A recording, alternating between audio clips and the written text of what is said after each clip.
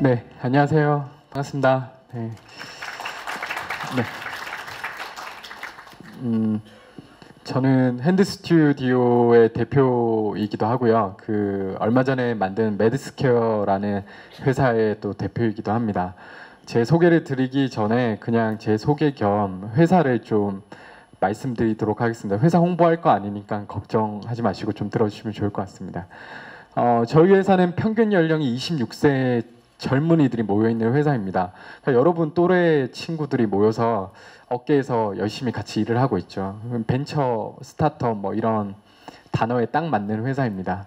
아무도 찾지 않는 스마트 TV 산업 분야를 5년 전부터 시작을 했는데 그냥 하다 보니까 저희가 세계 최초가 됐고, 그리고 지금은 200개 애플리케이션을 159개국에 서비스하고 있는 회사로 성장하게 됐습니다. 여러분은 잘 모르실 건데 이제 이쪽도 이제 많은 유저들이 있어서 4천만 다운로드가 이제 작년에 이루어졌고요. 지금 5천만 다운로드가 넘어가는 그런 일들을 하고 있습니다. 기사가 굉장히 많이 났습니다. 왜냐하면 기자분들이 기사를 내려면 플레이어가 필요한데 저희밖에 없으니까 저희 이름을 인용해서 많은 기사가 났죠. 상도 많이 받았습니다. 예를 들면 미래부에서 스마트 TV에 무슨 공모전을 하면 저희가 늘 대상을 받았습니다. 그 이유는 저희가 잘해서가 아니라 저희밖에 없었습니다. 그래서 1등밖에 없으니 한 명밖에 없으니까 무조건 1등을 준다든지 뭐 그렇습니다. 하여튼 이런 기사가 굉장히 많이 났는데 저희 직원들은 이런 기사를 별로 좋아하지 않습니다. 저희 직원들이 진짜 좋아하는 기사는 바로 핸드 스튜디오는 굿 컴퍼니다라는 이야기를 좋아하는데요. 한국말로 하면 핸드 스튜디오는 좋은 회사다라는 뜻이고요. 한 기자분께서 저희 회사 기사를 써주시면서 헤드라인에 한국의 구글 핸드 스튜디오라고 한번 기사를 내주신 적이 있는데, 마침 그 기사 때문에 저희가 네이버 실시간 검색어 1위에 올라가게 됐고, 그 뒤로는 저희 회사 별명이 계속 한국의 구글 핸드 스튜디오라고 이렇게 불리게 됐습니다. 근데 제가 굉장히 이 기사 때문에 곤혹스러운 건 뭐냐면 구글 코리아가 저희 회사 바로 앞에 있습니다. 그래서 제가 출근할 때마다 그들은 과연 우리를 어떻게 생각할까 막 이런 떨리기도 하고 그렇습니다. 그럼 여러분들이 한번 들어보시고 저희 회사가 굿컴퍼니라는 이야기를 들을 만한지를 한번 판단해 주시면 좋을 것 같고요. 네, 그렇습니다. 제가 이렇게 시작했습니다. 28살 때 원룸에, 제가 경상북도 포항 촌놈 출신이고요. 포항에 있는 한동대학교라는 곳을 나왔습니다. 그래서 초등학교, 중학교, 고등학교, 대학교를 다 포항에서 보낸 완전 촌놈입니다. 27살 때 모 기업에 입사하게 되면서 서울에 처음 왔다가 그 회사를 잠시 다니다가 원룸 하나 빌려서 이렇게 창업을 했습니다. 제가 반대쪽에서 사진을 찍었는데 반대쪽에 뭐가 있냐면 벽이 있습니다. 까치발을 하고 카메라로 사진을 찍어도 방이 안 보일 정도로 굉장히 폭이 좁은 공간이었습니다. 저기 젊은 친구들 보이죠? 저기 남자애는 그때 당시 24살이었고 뭐 그렇습니다. 이 가운데가 회의실인데요. 회의합시다 그러면 딱 뒤돌면 회의하는 거예요. 그래서 저한테는 어떤 어려움이 있었냐면 저희의 고객이었던 삼성전자나 구글에서 그 회사에 방문하고 싶다 그러면 절대 오지 말라고 제가 그냥 가겠습니다. 그래서 항상 1년 내내 제가 사무실을 옮길 때까지 계속 갔던 기억이 납니다.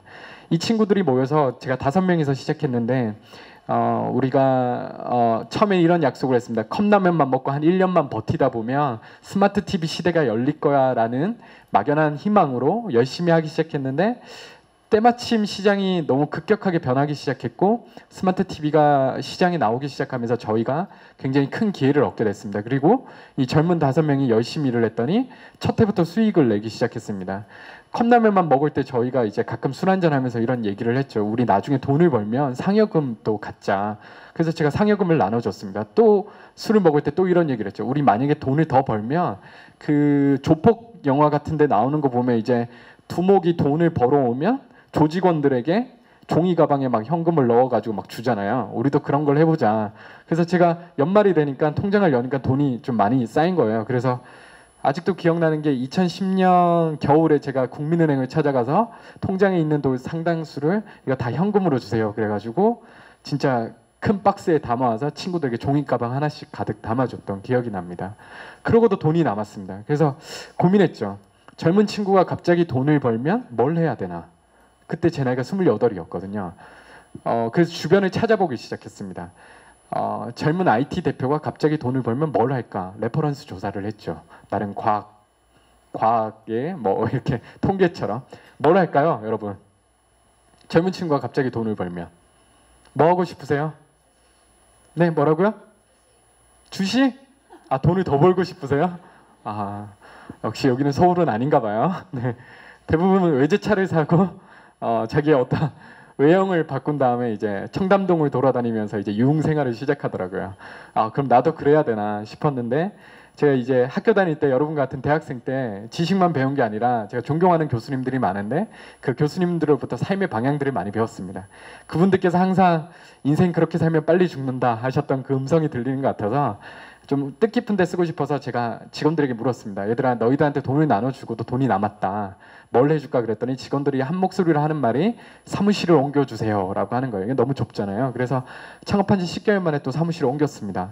이런 방이 한 4개 정도 있는 큰 사무실로 옮겼죠. 그리고 또 열심히 일을 했습니다. 아, 기억에 나는 게 있는데 4개의 방 중에 가장 큰 방을 회의실로 만들었어요. 저희는 그날을 잊지 못하는데요.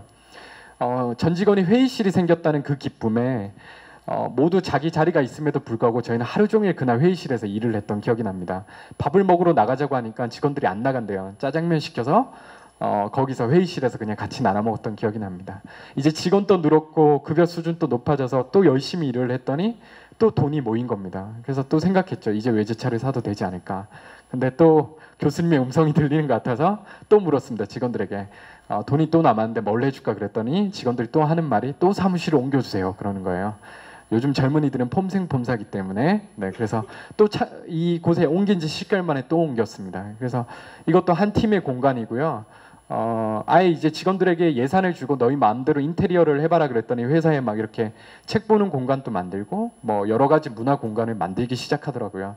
그리고 이제 매년 자동이었습니다. 회사가 좀 잘 성장하기 시작하면서 이제 또 물었더니 또 사무실을 옮겨주세요 그러길래 이러면 너무 낭비다. 그래서 그냥 사무실 하나씩 더 이렇게 넓히자. 그래서 요번에 또 만든 사무실은 아예 카페처럼 이 죽카페처럼 이렇게 막 인형도 갖다 놓고 요 앞에 보이시는 저기 왼쪽에 보이는 인형 보이죠? 네, 저 인형 한 마리가 200만 원이에요. 그래서 저런 인형들을 이제 제가 대량 입고 있죠. 네. 저 인형을 사러 갔을 때도 지금 제가 강의하는 것처럼 저도 젊으니까 그냥 청바지에 티셔츠 입고 갔더니 자꾸 점원이 저기 3만 원, 5만 원짜리 파는 곳에 저를 데리고 가면서 이거 사라고 하는 거예요. 그래서 제가 또 외모를 보고 또 이렇게 판단을 하는구나 싶어서 화가 나서 1층에서 4층에 있는 인형들을 대량으로 사가지고 왔더니 저한테 갑자기 플래티넘 카드를 이렇게 바로 발급해 주더라고요. 뭐 그런 에피소드도 있었습니다. 저희 회사는 한국의 구글로 알려지기 시작하면서 여러분과 같은 대학생들이 1년에 많게는 10,000명이 찾아오고요. 몇천 명은 최소한 오는 것 같습니다. 정말 웃긴 건 벤처기 때문에 회사가 그렇게 안 커요. 그냥 딱 와서 돌아보는데 5분밖에 안 걸립니다. 근데 저기 부산대학교 학생들이 버스를 대절해서 오고요. 경북대학교 학생들이 자기들끼리 돈을 모아서 회사를 방문합니다. 그러면 제가 몇 년 동안에 이 친구들이 오면 있을 데가 없었는데 그래서 이 친구들이 너무 안쓰러워서 회사 내에 강의장을 만들었습니다. 그래서 이렇게 한 달에 한 번씩 강의도 열고 이렇게 손님들 여러분 같은 대학생들한테 얘기도 하고 그런 것들도 하고 있습니다. 평균 연령이 26세, 7세니까 굉장히 즐겁게 일하고요. 뭐 생일 있으면 대학교 여러분 동아리 학회처럼 같이 생일 축하해주고 뭐 즐겁게 지냅니다. 심지어는 회사에 고양이도 키웁니다. 저 친구가 직급이 과장이에요. 그래서 저희 회사에서 가장 유명한 사람입니다. 핸드 스튜디오나 제 이름을 검색하시면 저 친구는 굉장히 많이 나옵니다. 전국 정말 실제인데 전국 곳곳에서 이 고토시 과장을 사랑하는 팬들이 생겨가지고 고양이 장난감을 넣어서 익명의 막 소포가 날아오기도 하고 그렇습니다. 저희는 정해놓고 놀지 않습니다. 대학생들이 정해놓고 노는 건 아니잖아요. 그래서 예를 들어 강남에 오후 2시가 되면 전력난이 심각합니다. 그러면 저는 그 기사를 보고 출근을 했다가 오후 2시에 딱 이렇게 발표를 합니다. 전력난이 심각하다니까 국가 발전에 이바지하기 위해서 여러분 컴퓨터 끄시고 에어컨 끄고 다 같이 모여서 팔씨름 대회 합시다. 뭐 이렇게 노는 겁니다. 그리고 작정하고 한 달에 한 번은 밖으로 놀러를 나갑니다. 가을 날씨가 좋다 그러면 한강에 자전거를 타러 가고 재밌는 영화가 개봉했다 그러면 같이 손잡고 영화를 보러 갑니다. 예를 들면 이런 거죠. 올 겨울에 이제 밥을 먹는데 저희 직원들과 같이 밥을 다 같이 먹거든요. 한 남자친구가 있는 여자 직원이 남자친구가 없는 여자 직원에게 식사를 하면서 나 지난 주말에 스키장 갔다 왔잖아 막 이렇게 자랑하는 거예요. 그러면 반대쪽 여직원의 표정이 점점 어두워져요. 저희는 남자친구도 없고 스키장을 가본 적도 없고. 그럼 제가 옆에서 그걸 듣고 있다가 바로 식사가 끝나면 전체 회의를 소집해서 제가 발표를 하는 거죠. 저희는 내일 아침 9시에 스키장을 다 같이 가도록 하겠습니다. 그리고 그러면 이제 여러분들 옷을 챙겨 오시면 되고요. 저희 이사들은 4명 정도인데 이사들은 밤새 스키장을 가기 위해서 버스 대절하고 뭐 이런 것들을 같이 준비해서 아침 9시부터 스키 딱 타고 6시 퇴근 시간 맞춰서 회사로 돌아온다든지 뭐 이렇게 하고 있습니다. 재밌죠? 네. 네. 독재죠. 네. 좋은 독재는 선이라고 보고 있습니다. 저는. 졸던 학생들이 다 일어난 거 보니까 다들 흥미가 있는 것 같군요. 계속해도 될까요? 회사에는 24시간 이렇게 먹을 것이 가득 비치되어 있습니다. 직원들이 먹고 싶은 것들 다 주문해 주고요. 자기들이 원하는 것들 먹고 있습니다. 심지어는 커피숍의 커피도 공짜입니다. 그래서 저희 해가지고 뭐 하루에 몇 잔을 먹든 저희는 상관하지 않습니다. 제 신조는 아침, 점심, 저녁 회사에서 다 그 회사 직원이 출근하는 그때부터 자기 교통비 빼고는 절대 개인 돈을 쓰지 말아야 된다는 것이 제가 생각하는 원칙입니다. 창업 이후로 한 번도 빠짐없이 저희는 매주 목요일 오후 2시가 되면 전 직원이 모여서 카트라이더 대회를 열었습니다. 아시죠? 어떤 게임인지. 제가 이 제도를 독재로 이 제도를 하겠다고 했을 때 여직원들이 반발이 심했습니다. 온라인 게임은 남자들만의 스포츠다. 여자들은 좋아하지 않는다라고 굉장히 저한테 많은 말을 했죠. 하지만 5년이 지난 지금 모든 여직원들이 무지개 장갑을 끼고 있고요. 눈을 감고도 드리프트를 하고 있고, 네. 이 유머에 웃을 수 있는 분이 젊다는 증거입니다. 네, 그렇습니다. 여러분 한번 생각해 보십시오. 한 조직이 한 주도 빠짐없이 오후 2시에 다 같이 한 가지 취미 활동을 했다. 한번 생각해 보십시오. 한 명의 소외도 없이. 그러면 어떤 일이 생기냐면요. 저희 직원들끼리 카트라이더 월드컵 대회가 열립니다. 상반기 월드컵, 하반기 월드컵, 통합 챔피언전. 저희가 저 뒤에 보이는 건물 보이시죠? 저기가 워크숍을 간 건물인데요. 저게 대한민국에서 요즘 가장 뜬다는 부티크 호텔 전체를 저희가 빌려서 제가 정말 큰 돈을 들여서 갔는데 2박 3일간 빌렸는데 돈이 굉장히 많이 깨졌어요. 워크숍 건물 빌리는 것만 한 수천만 원 들었는데 2박 3일 동안 전 직원들이 뭘 했냐면 딱 일어나자부터 나오는 퇴소할 그날까지 카트라이더 월드컵을 했습니다. 근데 그 워크숍 만족도가 거의 100%에 가까웠어요. 이렇게 행복한 워크숍이 없었다. 뭐 이런 거죠. 티셔츠를 다 똑같이 있는데 티셔츠에 뭐라고 새겨져 있냐면 서열 1위, 서열 2위, 서열 3위, 서열 꼴찌까지 뭐 이렇게 있습니다. 열심히 일하는 친구들의 공통점이 있습니다. 학교에서 열심히 공부하는 복학생들 보면 100m 전방에서 봐도 저 사람 복학생이다 느낌 타고 오잖아요. 모르세요? 전 도서관만 가도 딱 느낌이 오던데. 그런 사람들은 어떤 특징이 있냐면 패션 트렌드에 조금 뒤처진다는 약간의 공통점이 있습니다. 회사에도 보면 열심히 일하는 직원들은 약간 그런 면에서는 좀 잘 모르는 것 같아요. 그래서 제가 교장 선생님처럼 여러분 옷 좀 잘 입고 다니세요 이럴 수는 없잖아요. 그래서 회사 기업인답게 저희 회사 가진 제도 중에 1년에 4-5번 정도 직원들의 백화점에 느닷없이 데리고 와서 백화점 상품권을 나눠주고 미션 게임을 엽니다. 1시간 동안 이제 쇼핑을 하게 하는데요. 예를 들면 여름에 가장 잘 어울리는 오피스룩을 구매해 오세요. 그러면 직원들이 백화점을 뛰어다니면서 자기가 원하는 옷을 고르고 사서 회사로 돌아서 그게 끝이 아니라 저희들끼리 새 옷으로 다 갈아입은 다음에 회사 중앙복도에 이렇게 걸어다니면서 저희들끼리 패션쇼를 합니다. 그러면 회사에 디자이너들이 있습니다. 디자이너들이 점수판을 들고 당신의 점수는 몇 점입니다. 뭐 이런 것들을 하죠. 다시 베스트 드레서를 뽑아서 또다시 시상하는 그런 제도를 하고 있습니다. 이 제도가 밖으로 알려주고 저희가 지난 주말 또 실시간 검색어 1위에 올랐어요. 네이버 전체. 저희가 KBS 다큐 공감에 소개되면서 그렇게 됐는데 이런 것들 때문에 이제 제가 돈을 들이지 않습니다. 왜냐하면 의류 브랜드에서 저희랑 콜라보를 하겠다고 공짜로 옷을 줘요. 그러면 그들이 모든 예산을 주고요. 저희는 소원을 얘기하면 뭐 저희를 머리부터 발끝까지 메이크업 해주고 광고 찍고 뭐 이런 것들을 합니다. 예를 들어 마인드 브릿지라는 브랜드에서는요. 저희 직원들에게 머리부터 발끝까지 다 새 옷으로 갈아입히고 메이크업도 하고 뭐 소원도 들어주고 고향에 있는 어머니를 보고 싶다고 소원을 적었던 여직원은 부모님을 포항에 있는 부모님을 서울까지 모셔서 호텔에 재워드리고 뭐 이렇게 만나게 한다든지 뭐 이런 것까지 하고 있습니다.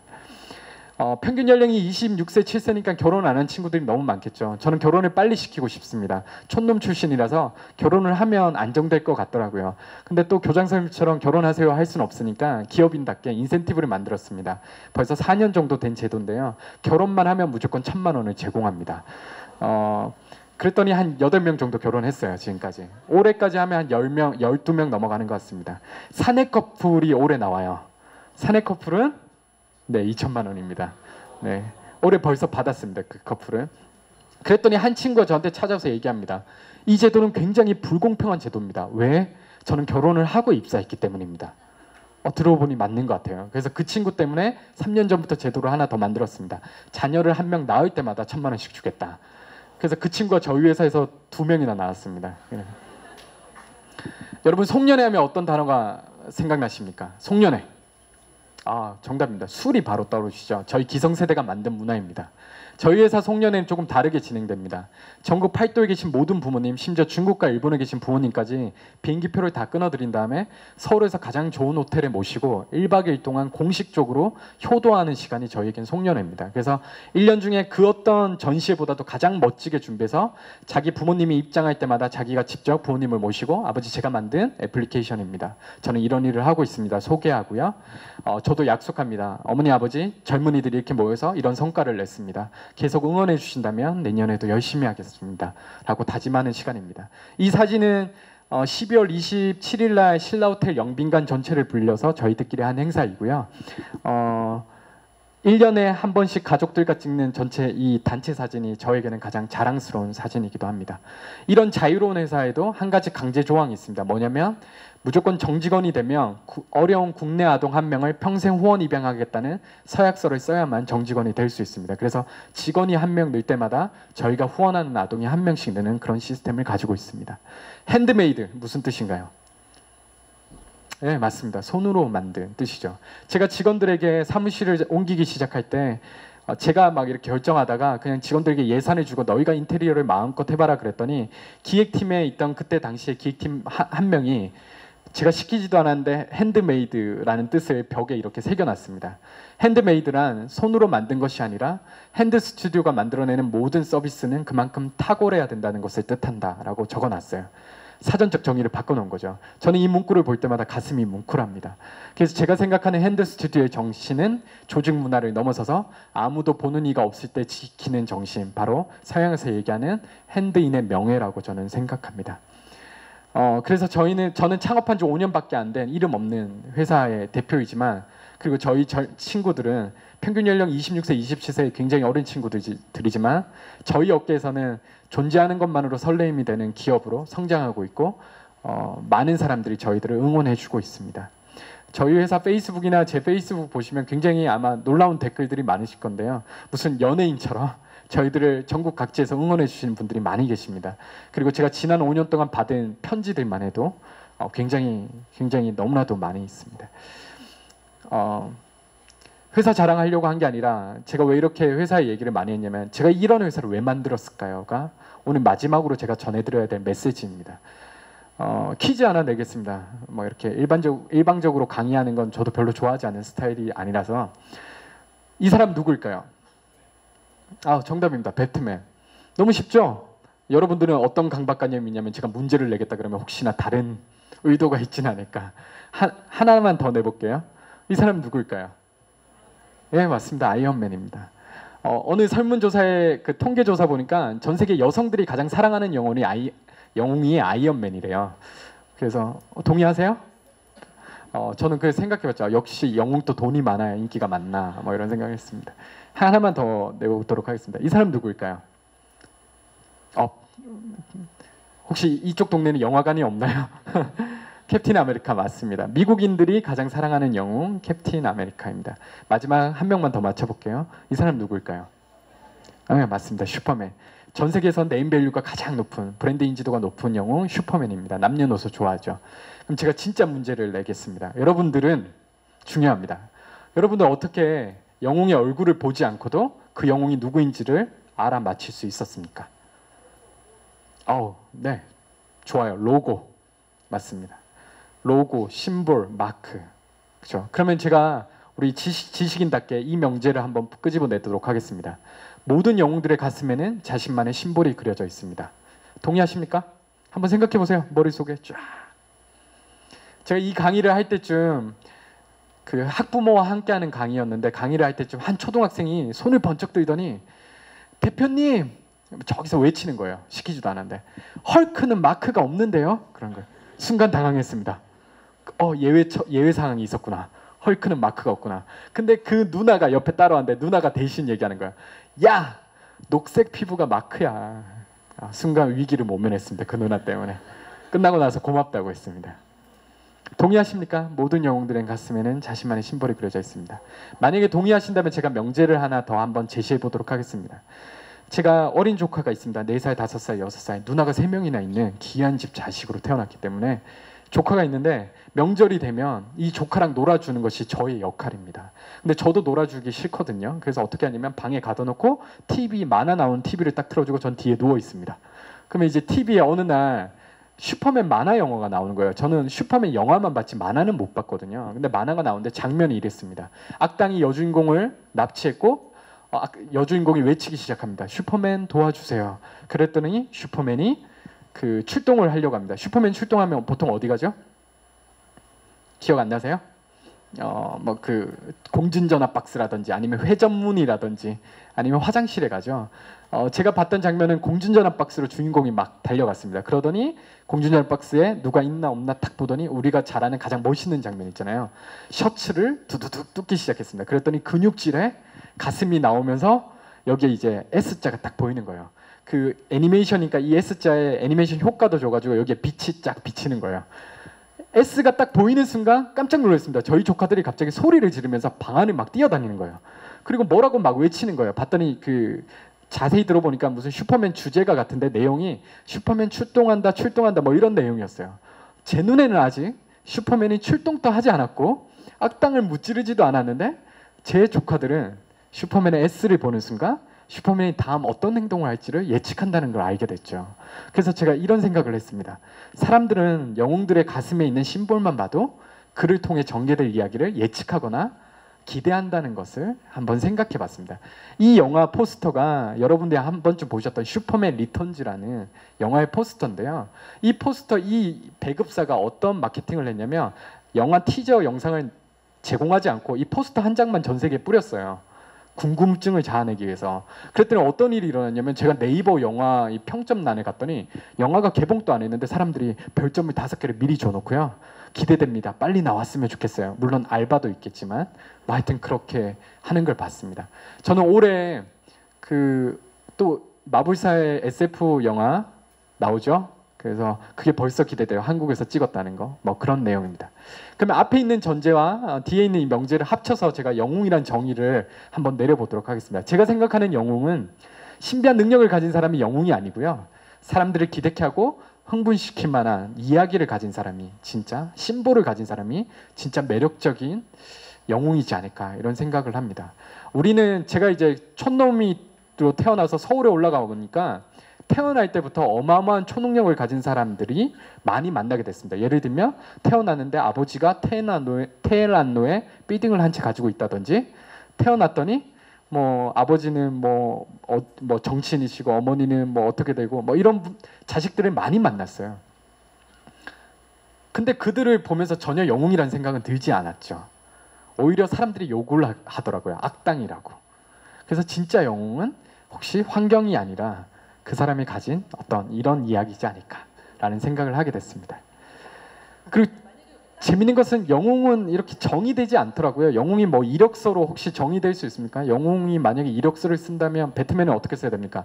경력사항에 작년에 768명의 인지를 구출했고 뭐 이런 거 써야 됩니까? 이게 사회가 얘기하는 기준으로 정의될 수 없다는 거죠.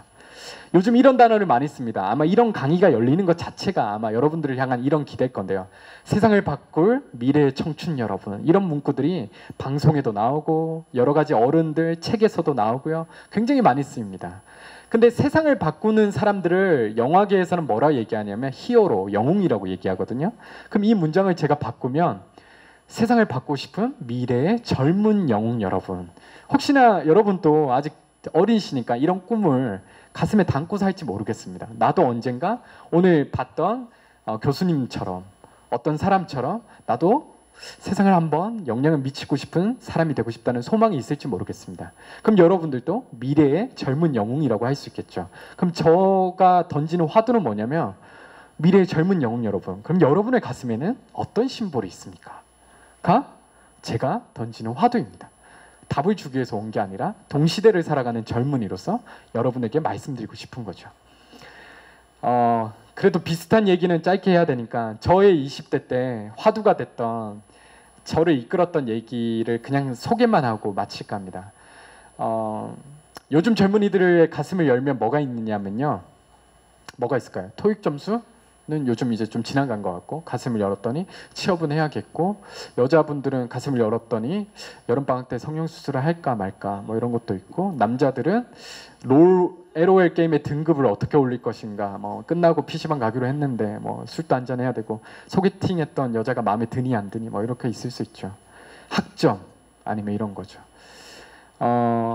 1950년대에서 60년대 하버드 대학교 총장을 지냈던 네이든 퓨지라는 총장은 요즘 세대가 얘기하는 것들과는 조금 다른 이야기를 합니다.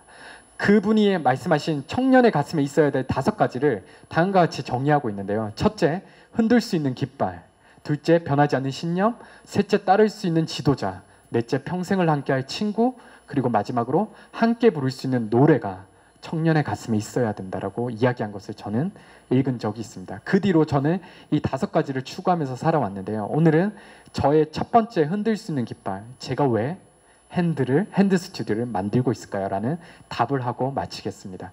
흔들 수 있는 깃발은 뭐냐면요. 전쟁 영화를 생각해 보세요.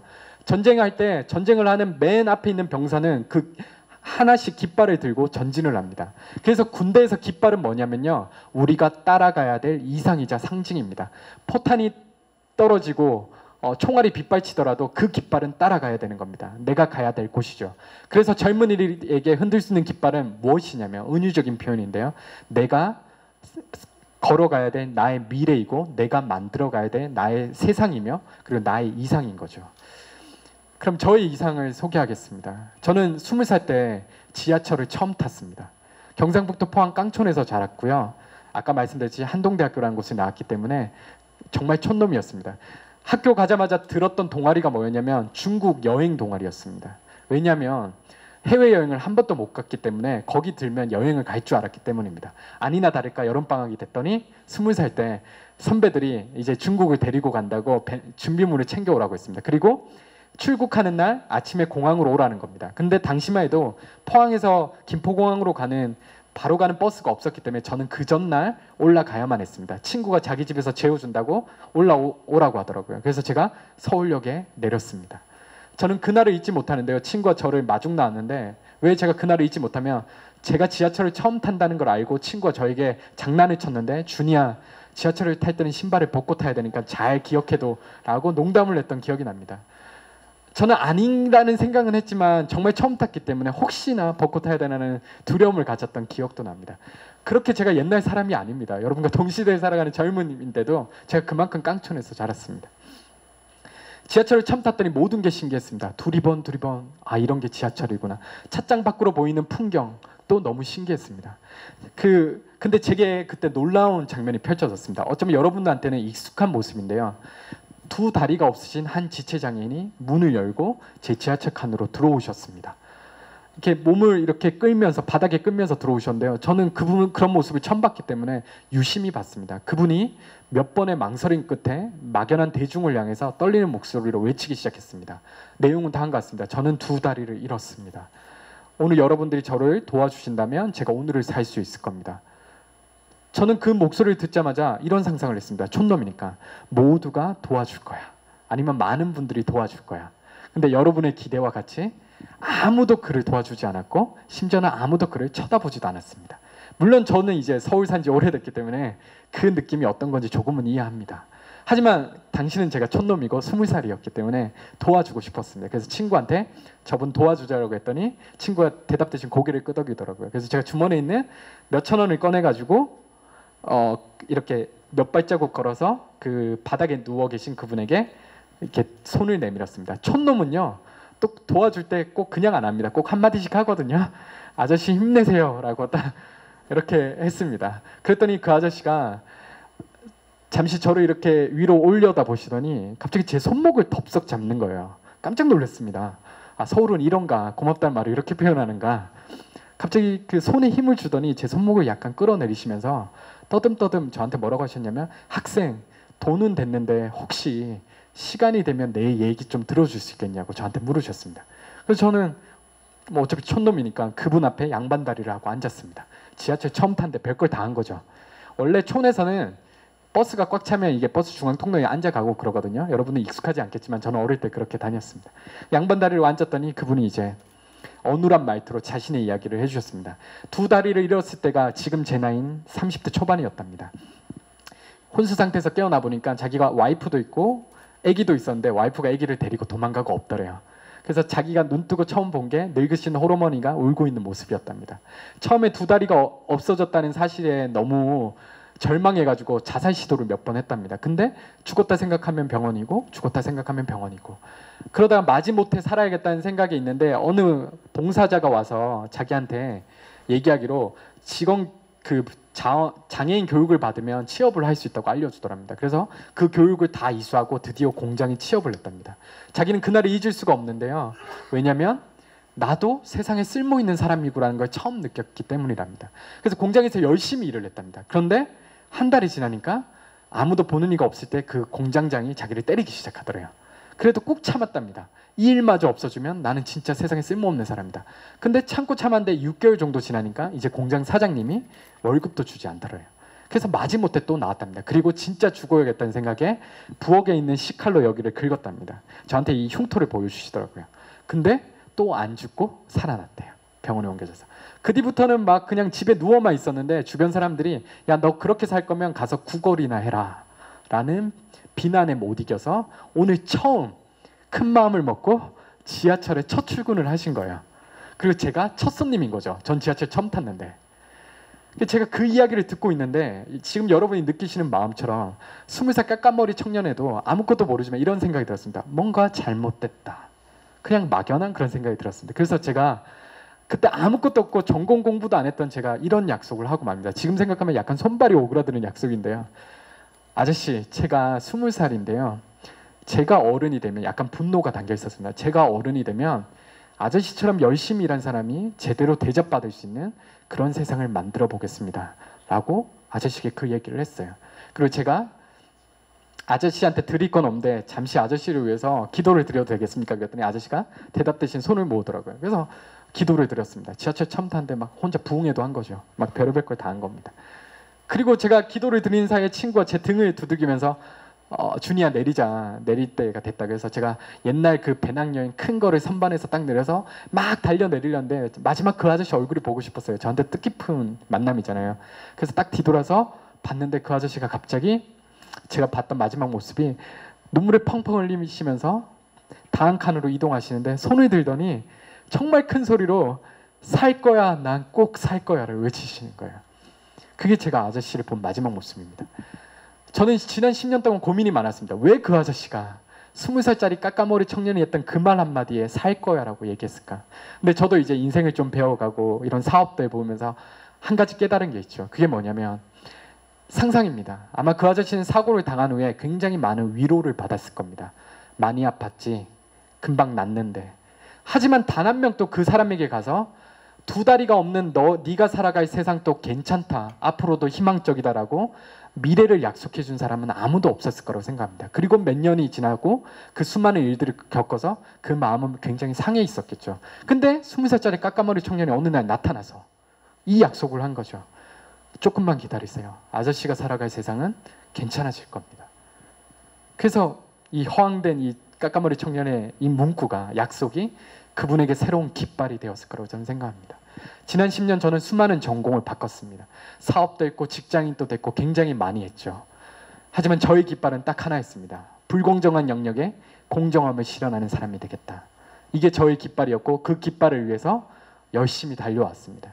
그렇게 핸드 스튜디오를 만들었고 이제는 조금 자랑하면 미국의 세상에서 가장 행복한 기업이라고 하는 자포스라는 그런 기업과 똑같이 동일하게 써가지고 국제 컨퍼런스 같은데 이제 어떻게 하면 지속 가능한 좋은 회사를 만들 수 있는지를 사람들에게 알리기도 하고, 여러분이 가고 싶은 S전자, L전자 신임 임원단들이 승진하면 제 강의를 의무적으로 들어야 되기도 하고, 서울대도 강의를 갔었고요. 연세대, 고려대, 성균관대, 서울여대는 제가 매 학기 의무적으로 가서 전체 그 학생들 앞에서 강의도 하게 됐습니다.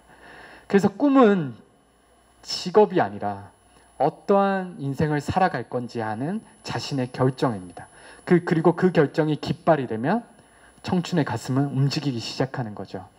그래서 여러분한테 오늘 강의 주제가 이거래요. 뉴 노멀 시대의 새로운 청년 리더의 기준이 뭔가 준비 좀 해달라고 하시더라고요. 여러분, 뉴 노멀 시대라는 것도 새로운 시대의 정의입니다. 이 정의 누가 한지 아십니까? 기성세대가 한 겁니다. 여러분이 한 게 아니에요. 거기에 맞추지 마십시오. 어떻게 시대가 변해든 세상이 어떻게 변해든 진짜 그 시대를 깨뚫는 청년의 마음은 뭐냐면요. 시대가 변하든 어떻게 변하든 어떤 세상이 어떻게 되든 변하지 않는 신념과 깃발을 가진 청년의 가슴으로부터 세상은 바뀐다는 사실을 여러분들이 꼭 기억해 주셨으면 좋겠습니다.